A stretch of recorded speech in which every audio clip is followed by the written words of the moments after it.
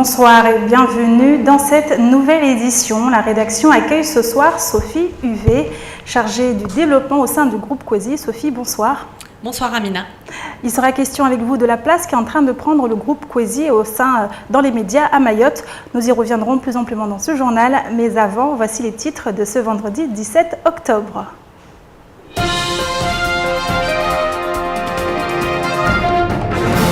La caisse d'allocation familiale de Mayotte rattachée à la caisse de sécurité sociale de Mayotte, une mesure officialisée par le projet de loi de finances de 2015 qui devrait réjouir les usagers des deux organismes.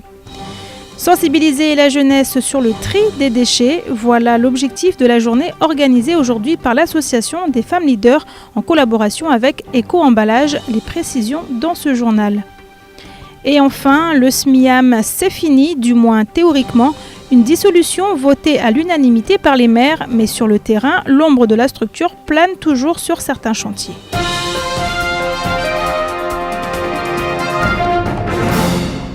L'annonce a été officialisée par le projet de loi de finances 2015. La caisse d'allocation familiale de Mayotte dépendra de la caisse de sécurité sociale de Mayotte dès le 1er janvier prochain. Elle devient donc indépendante de la CAF de la Réunion qui la régissait jusqu'à maintenant. Et pour faciliter l'accès aux usagers, les deux organismes vont également se regrouper sur un même site. Plus d'explications avec Camille Leca. Caisse des allocations familiales et sécurité sociale feront bientôt un. Leur réunion sera effective au 1er janvier 2015. Mais qu'est-ce que ça change ?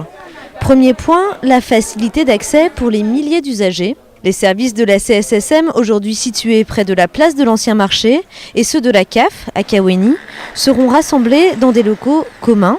La localisation n'est pas encore connue, mais le chantier devrait commencer l'année prochaine. Un appel à projet est aujourd'hui en cours de finalisation. La CSSM apportera plus de précisions d'ici la fin de l'année. Deuxième point, la réduction des coûts de fonctionnement. C'est une des priorités du projet de loi de finances 2015 sur le financement de la sécurité sociale. Le gouvernement souhaite optimiser les services ayant des missions complémentaires, ce qui est le cas pour la CAF et la CSSM. Troisième point, l'indépendance de la CAF de Mayotte. Jusqu'ici rattachée à la Caisse de la Réunion, son budget sera maintenant alloué et géré de manière complètement autonome. Dernier point et pas des moindres, aucun bouleversement dans le travail des agents. Les 220 employés de la CSSM et les 78 de la CAF dépendront toujours de deux directions séparées. Scandale, tel est le terme utilisé par Daniel Zaidani lors de son intervention ce matin dans la matinale radio de Kwezi FM. Le président du Conseil général qui s'exprimait sur les fonds européens FEDER-RUP versés par le gouvernement département. Sur les 400 millions d'euros d'enveloppe prévus par Bruxelles pour les régions ultrapériphériques, seuls 2,8 millions d'euros auraient été alloués à Mayotte, une somme dérisoire que le président du Conseil général dénonçait ce matin. Plus de précisions avec cet extrait de son interview.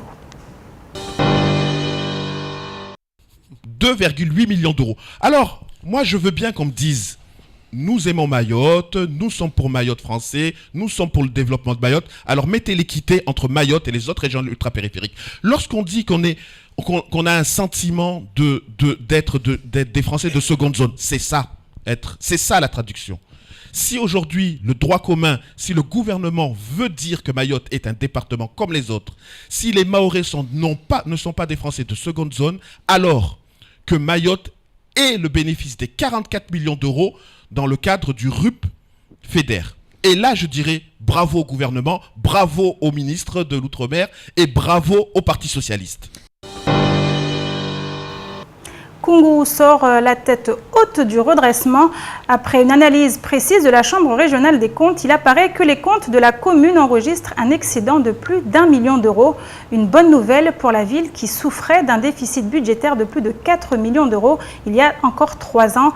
Mais que pensent les habitants de cette nouvelle ? Abbas Alidi est allé recueillir leurs réactions.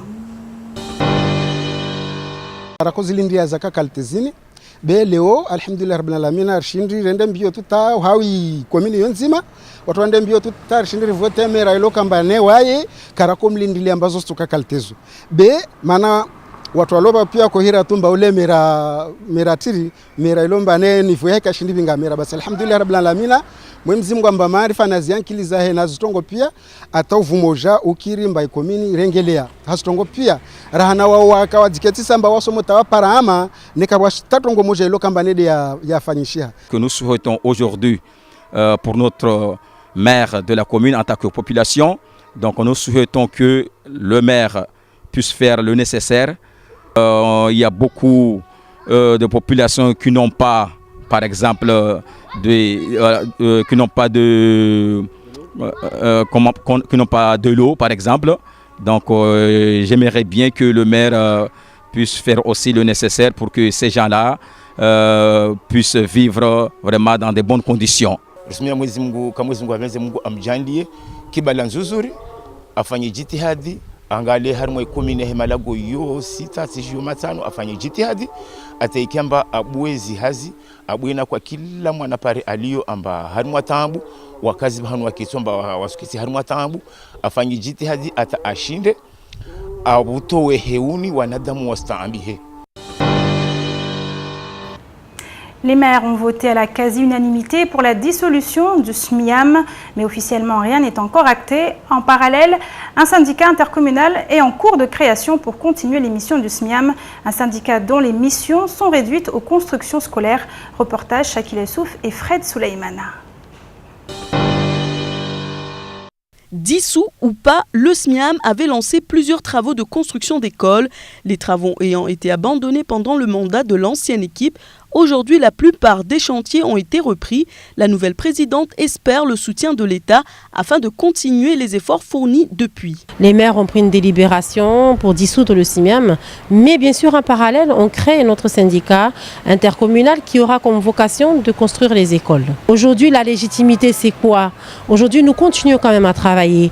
N'oubliez pas que même si les arrêtés, enfin les délibérations ont été prises, mais nous continuons à construire. Nous avons des chantiers qui sont encore en train de se faire.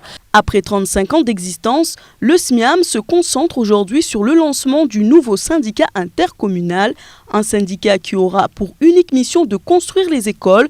Le reste sera désormais géré par les communes. Aujourd'hui, le SMIAM regroupe 57 agents, mais sa présidente n'exclut pas de réduire l'effectif. Selon elle, cela favoriserait la cohésion du travail. Puisque nous savons qu'aujourd'hui, la compétence construction école, c'est une compétence communale qui est bien sûr qui a été attribuée, qui sera en tout cas attribuée même à la nouvelle structure. Donc cette compétence, c'est vrai que c'est une compétence communale, mais financée par l'État. Donc la préfecture, représentée par la préfecture ici à Mayotte. Donc aujourd'hui, si la préfecture adhère à cette nouvelle structure, donc nous espérons bien sûr qu'il nous accompagnera au niveau financement des constructions scolaires. La dissolution du SMIAM n'est pas une grande nouvelle, on en parle depuis plusieurs mois, mais les classes, elles, manquent toujours et les agents ne se sentent pas valorisés pour leur travail. Aujourd'hui, les discussions continuent entre les maires et les représentants du syndicat, mais seul un arrêté préfectoral viendra dissoudre officiellement le SMIAM. Les agents de l'unité d'action sociale du centre, antenne du Conseil général installé à Chiconi, sont toujours en colère. Mercredi, ils exerçaient leur droit de retrait pour protester contre des conditions de travail jugées indécentes. Aujourd'hui, ils n'ont toujours pas été reçus par leur direction. Un préavis de grève vient d'être déposé pour jeudi 23 octobre prochain. Reportage signé Camille Leca et Abbas Alidi.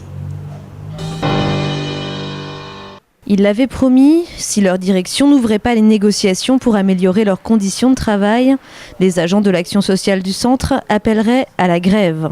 Et 2 jours après avoir exercé leur droit de retrait, toujours rien, alors leur décision est prise. Depuis le 30 septembre, on a exercé un droit d'alerte et il n'y a personne qui est venu nous voir pour trouver un intérêt d'attente ou bien négocier sur table. On a décidé de faire un droit de retrait le 15 octobre et toujours pas de réponse. Nous avons décidé avec l'ensemble de l'UTSA à ce qu'on aille un peu plus loin, c'est de mettre en place un préavis de grève à partir à compter du jeudi prochain. Leur bureau, basé à Chiconi, regroupe les services du RSA, de l'aide sociale à l'enfance, de la direction des personnes âgées et handicapées, mais aussi celle des interventions sociales et de prévention. 34 agents pour gérer les usagers de la région centre et seulement 4 postes de travail. Dans ces conditions, impossible pour eux de travailler sereinement et de bien accueillir la population. Mais c'est la situation des assistantes sociales qui inquiète le plus aujourd'hui. Il y a aussi le moyen locomoteur, c'est-à-dire on n'a qu'un assistant social, on demande aussi à ce qu'on augmente, qu'il y ait plus d'assistants sociaux par rapport à leur charge de boulot. Pour eux aussi, ils travaillent à domicile, mais il n'y a pas de moyen pour déplacer, pour voir leurs agents. Du coup, ils sont obligés de partir à pied. Ils ont demandé à ce qu'il y ait un moyen locomoteur par rapport à leur surcharge de tâches. Leur révolte se fera donc entendre jeudi prochain. En attendant, les agents n'excluent pas d'exercer à nouveau leur droit de retrait, et ce, dès lundi matin. Ce matin, l'association des femmes leaders a organisé une journée de sensibilisation sur le tri des déchets en collaboration avec Eco-Emballage. Plus d'une 60aine de jeunes ont répondu présents. Cela se passait du côté de Passamainti. Au programme des actions de tri, des animations, sketch, slam, tout y était pour capter leur attention. Reportage Shakila Youssouf et Fred Soulaïmana. 3 trios étaient mis à disposition de l'association. Un jaune pour le plastique, un bleu pour le métal et un vert pour le verre. L'activité présentée ici paraît amusante. On ajoute à cela un peu d'animation et le tour est joué. Les enfants adorent le tri.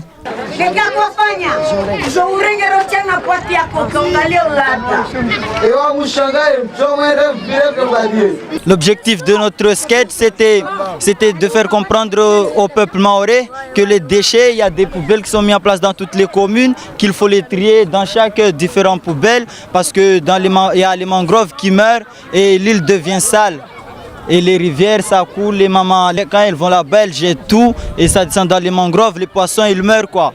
Après, c'est pas bien pour notre île. Maléfique et diabolique, alors que ce n'est qu'un petit moustique. Et moustique, tu es pathétique. Du slam, de la danse et du théâtre pour passer des messages aux plus jeunes afin qu'ils protègent leur environnement. Les parents n'ont qu'à bien se tenir et ne rien jeter dans les rivières quand ils lavent leurs vêtements car leurs enfants ont compris le mal que cela fait. Les femmes leaders ont avec les animateurs encadré les jeunes du quartier en présence de la délégation d'Eco-Emballage venue de la métropole. Donc aujourd'hui, normalement, il y a une délégation qui vient de la métropole. Comme nous, on est en collaboration avec Eco-Emballage. Donc la délégation, c'est la délégation Eco-Emballage qui sont venus à Mayotte aujourd'hui pour que nous, on puisse leur montrer comment on travaille sur le tri des déchets. Donc depuis ce matin, on est là, on a travaillé avec les enfants, on leur a expliqué comment ils devraient procéder. Une action qui a permis aux jeunes de Koungou et de Passamainti de se rencontrer et d'exprimer leur art. Une journée d'animation bénéfique pour le quartier en pleine vacances scolaires. Il est clair qu'une seule journée de sensibilisation ne suffira pas. Cela pourrait être la série d'une longue liste d'animations en faveur du tri des déchets à Mayotte. Et on continue avec le reste de l'actualité. En bref, est présenté par Camille Leca.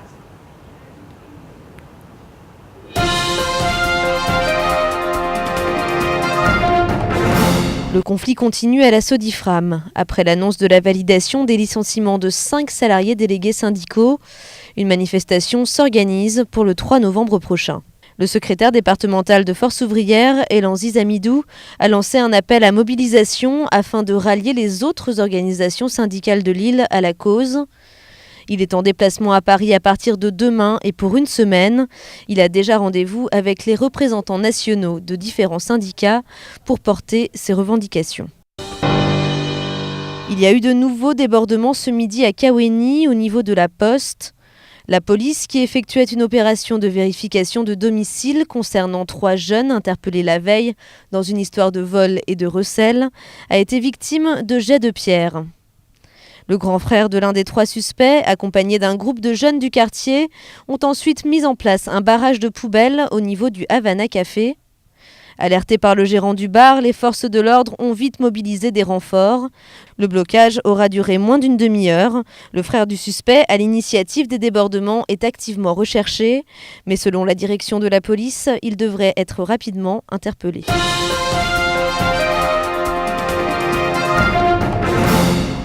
Un peu de gastronomie à présent pour finir ce journal à table avec Nemati. Voilà le nom de la toute première émission de cuisine proposée par KTV. Diffusée tous les dimanches à 20h, elle est présentée par Nemati Toumoudani et Mariam Hassani. L'occasion pour tous les apprentis cordon bleu ou tous les passionnés de cuisine de découvrir ou redécouvrir les perles de la gastronomie mahoraise. Reportage Kani Leka et Abbas Alidi.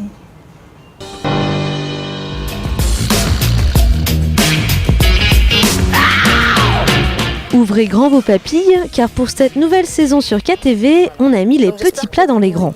Depuis leur plateau de cuisine installé au domaine de Cavani, Nemati et Mariam vous invitent à redécouvrir toutes les saveurs de la cuisine locale.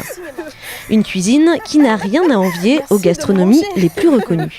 C'est une émission de cuisine déjà dont on est fiers, Nemati et moi, parce que c'est une manière pour nous déjà de partager notre passion, notre passion toutes les deux, mais aussi pour montrer aux Mahorais que nous aussi on a une belle cuisine digne de la haute gastronomie française. Donc c'est une manière aussi de préserver notre culture. Tourte de mvungue ou de mataba, salade de papaye, concoction à base de citrouille et j'en passe, les possibilités sont aussi riches que variées. L'occasion pour Nemati de montrer à tous que la cuisine mahoraise ne se cantonne pas au traditionnel brochetti et qu'elle peut même s'avérer très diététique. On peut citer Romazava, on peut citer Mtsolola, Mvungue, tout ce qui est bouillon, tout ça, et il y a moins de gras. Et les gens peuvent manger, il y a plein de protéines, calcium, et c'est très fin. Et donc, montrer aussi qu'à Mayotte, on peut manger autre chose que les mabawa, que les brochetti et les bata-bata, en remontant dans le temps et de manger ce que nous mangions avant, qui était très très sain et que nous apportait beaucoup de bien au niveau de notre organisme, de notre fonctionnement. Au-delà de la transmission de recettes, l'émission espère toucher les jeunes Mahorais. Objectif, mieux les sensibiliser à la diversité d'une cuisine qu'ils tentent à oublier. Prochaine explosion de saveurs ce dimanche à 20h sur KTV. Un bon bouillon avec les tomates, les oignons. Des images qui mettent l'eau à la bouche. Sophie Huvet, vous êtes chargée du développement du groupe KTV, Kwezi.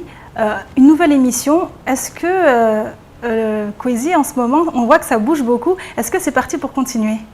Ah oui, bien sûr, c'est que le début.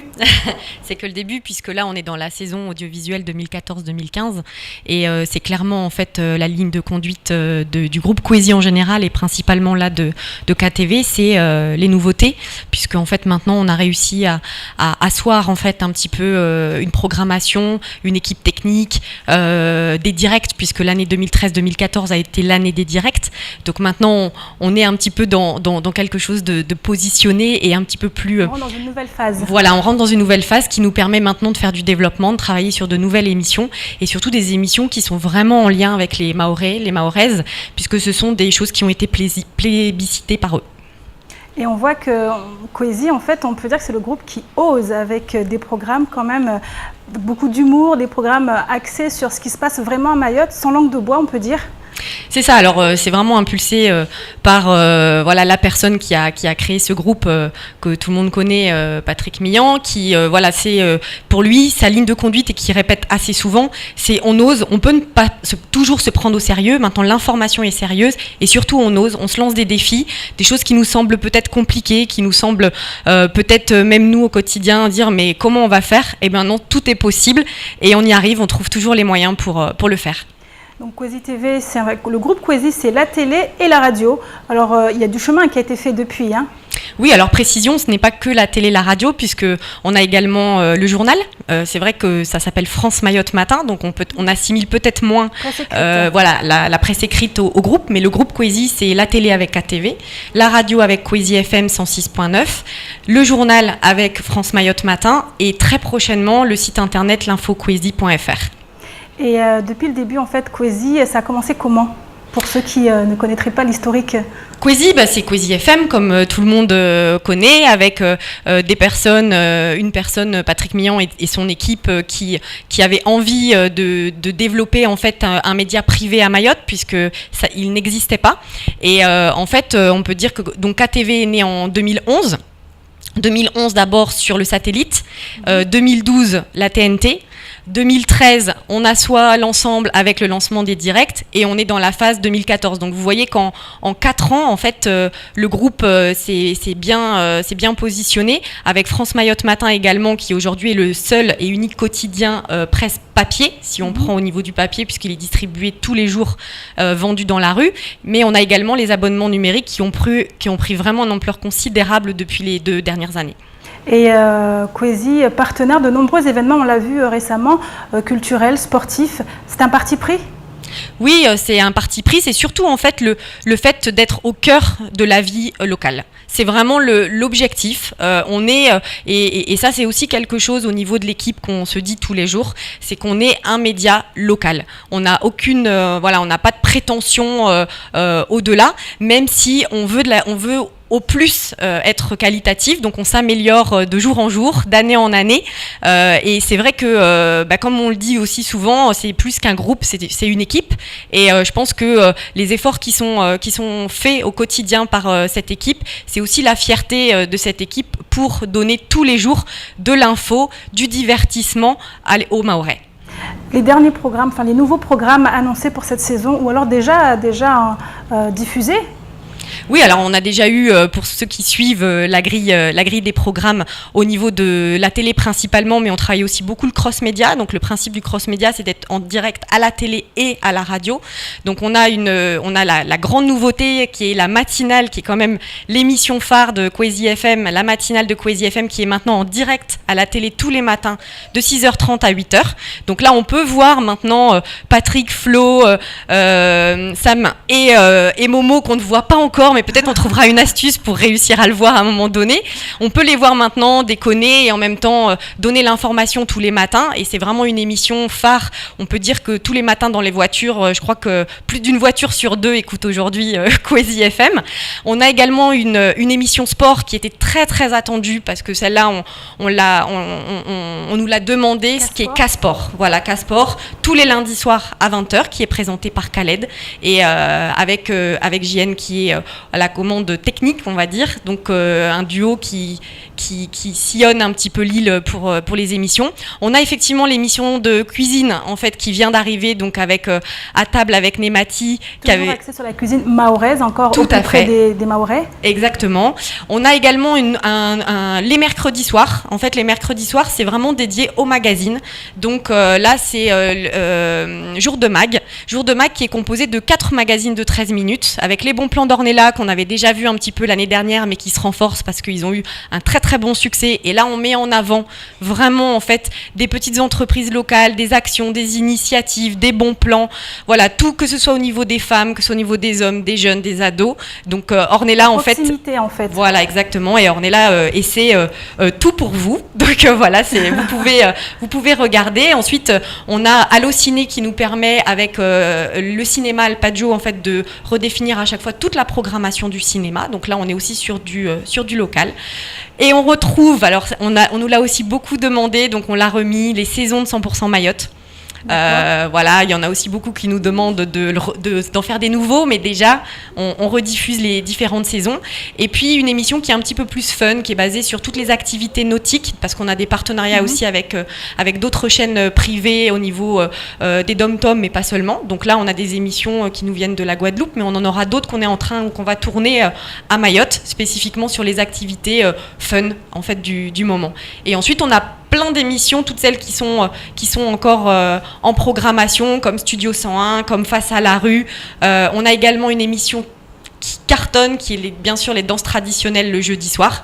Là, c'est bien sûr les femmes prioritairement qui aiment ça, mais on a aussi énormément de gens de l'extérieur qui prennent un plaisir à regarder au travers du replay. en fait sur replay YouTube. Sur YouTube, voilà. Voilà, qui est sur YouTube, qui va ensuite être... Une page Facebook très active également. Exactement, on a une page Facebook qui de jour en jour augmente, on est à plus de 15 500 j'aime et ça augmente tous les jours et on tient compte des messages puisqu'on reçoit énormément de messages sur cette page Facebook, donc n'hésitez pas, c'est ça Coesie. Coesie, c'est effectivement, on donne de l'information mais on tient compte aussi de l'information et on donne la parole à tout le monde. Alors pour pouvoir capter Coesie, il faut être équipé de quel type de dispositif, notamment la télé? Alors voilà, il y a la radio, donc la radio, c'est le 106.9 au niveau des radios. Il y a eu effectivement des petits soucis techniques dernièrement par rapport au fait qu'on entendait d'autres radios sur la fréquence. Il s'avère que tout a été réglé, il suffit simplement de reprogrammer sa fréquence, notamment au niveau des véhicules pour la plupart du temps. Et au niveau de la chaîne télé, il y a plusieurs façons de regarder KTV, la TNT, qui est gratuite, et également sur Parabole, qui est vraiment le partenaire qui nous a fait confiance depuis le début, en pariant sur cette nouvelle chaîne télé privée, et en acceptant en 2011 de programmer, de diffuser KTV. Et l'actualité qui continue également le week-end. Oui, le week-end, il y a énormément d'activités. Donc on est principalement en fait sur des rediffusions pour ceux qui auraient effectivement loupé des émissions la semaine, parce que voilà, c'est pas toujours évident, en tout cas en journée, d'être devant son téléviseur. Mais on a également en fait le dimanche, c'est ce qu'on disait en prime, avec vraiment l'émission phare À table avec Nemati à 20h, qui permet vraiment en famille, après le week-end, de pouvoir se poser et de pouvoir revisiter les plats locaux. Et on a également une nouvelle émission qui est vraiment très très importante en termes d'information, parce que c'est les rendez-vous de l'info qui sont à 19h et ce sont présenté par vous-même d'ailleurs, et c'est vraiment en fait une nouvelle dynamique, parce qu'en fait c'est un magazine de l'information qui en fait ce sont en fait des informations qui sont prises de la semaine et qui sont commentées avec un acteur de la vie locale. Exactement. Peu importe en fait cette personne, mais en tout cas c'est un avis qu'elle peut avoir sur des sujets, et pareil, on a des retours extrêmement positifs parce qu'en une heure on arrive à revisionner l'information de la semaine. Diffusée samedi soir et dimanche soir. C'est ça, exactement. Donc en gros, Coesie, c'est la télé qui monte, qui monte, qui monte. Oui, et on veut continuer, et on continue. On a encore beaucoup de chemin à faire, on en est conscient aussi. Je crois qu'il faut pas se mentir, mais je crois quand même que l'information, c'est en tout cas le message qui nous revient, c'est que l'information est réelle, est vraie, et que Coesie dit la vérité. Merci à vous Sophie, c'est ici que s'achève cette édition, merci à vous de l'avoir suivi, merci Sophie pour toutes ces informations. Merci. Je vous retrouve demain dans les rendez-vous de l'info, juste après moi vous retrouvez dans quelques instants Ornella pour la météo. Excellente soirée à vous sur KTV.